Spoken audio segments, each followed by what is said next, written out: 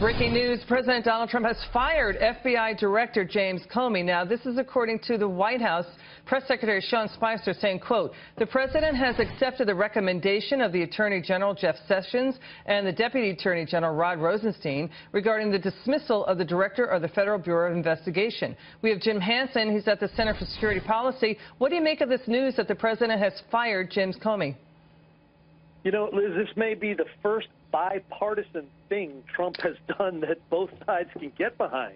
I mean, the Republicans have said all along they haven't trusted Comey for failing to prosecute Hillary for what seemed like some pretty egregious violations of classified information and email rules.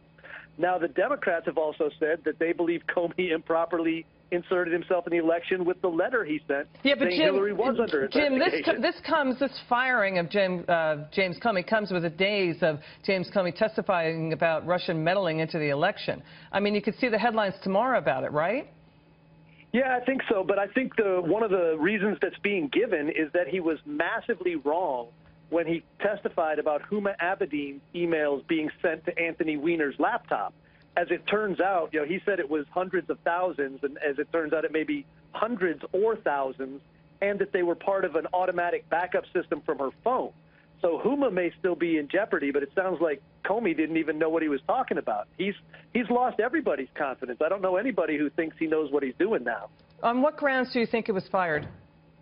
I think that's part of it. I haven't heard anything. Now, obviously, I believe you're right that the Democrats will claim this is to stop him from moving forward on, you know, Trump, Russia, and these other things.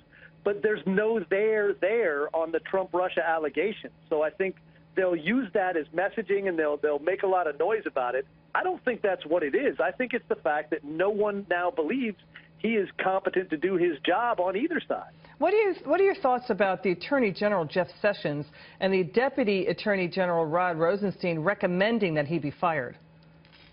Yeah, I think there is obviously some, whether it's malfeasance or whether it's incompetence, something went badly wrong for the two of them to make that known and for this to be the announcement, you know, coming out of the Trump White House that both of them say he needed to be dismissed, not just resign, but dismissed. That's a major move. So I think he's done something that led everyone to, at this point, conclude that his time at the FBI needs to end, and I think that's fair. You know, so he was a political appointee. He served under President Obama. He came out of the corporate private sector. You know, so he's been heavily criticized for basically stepping into the election by both sides of the political aisle. So who do you think will be his replacement, Jim? Who do you think they're looking at? Yeah, I've got to imagine they've got a short list because he's been on the hot seat for a while. I would hope they probably move outside of the FBI, which has been fairly political. So they may be bringing in someone from, you know, outside. I would say Andy McCarthy. You want my choice. Andy McCarthy, former U.S. attorney, would be a great person to run it. But I don't have any specific info as to who's on Trump's short list. Well, Andy McCarthy also was, you know, you're talking about the FBI official, right? He was been implicated as being compromised in some degree as well, right?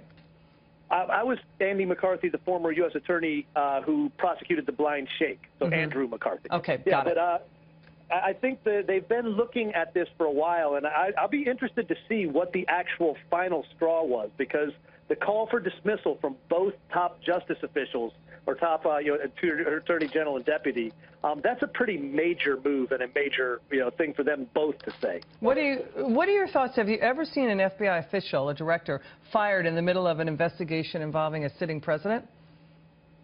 No. Now, there haven't been very many of those, so I think it's a small pool to choose from. But this is going to be a political hot potato no matter what, because as we discussed, the Democrats will seize on this as evidence that Trump's trying to shut down the Russia investigation. I don't think that's the case, because I don't think there's much there, and I know it will continue, to the extent that there's anything to determine. But the way the leaks have been coming out about that for the past 6 months, if there was anything to that investigation, we'd have heard something about it. So I don't think it's that, but that's the way it's certainly going to be played. So the precipitating event, to your mind, is this misstatement, James Comey's misstatement, about the emails involving Huma Abedin, right? I mean, here's another question for you, James. Will James Comey be allowed to freely speak once he's let go? There are some pretty serious NDAs in place as far as investigations like that. If you remember, in the Hillary email investigation, they made all the FBI agents who were even going to be working on that case sign special non-disclosure agreements so that they could not talk about it even with their colleagues within the FBI. So I'm sure Comey is bound to not discuss any of the specifics of this. We'll see if he abides by that, but I'm sure there's some pretty stiff penalties if he decides that he wants to, talk about things he's precluded by law from talking about. Okay, we only have about 20 seconds left. So are you surprised that he was fired? I'm surprised he was fired. I'm not surprised he's gone. He was on his way out at some point in the near future, no matter what.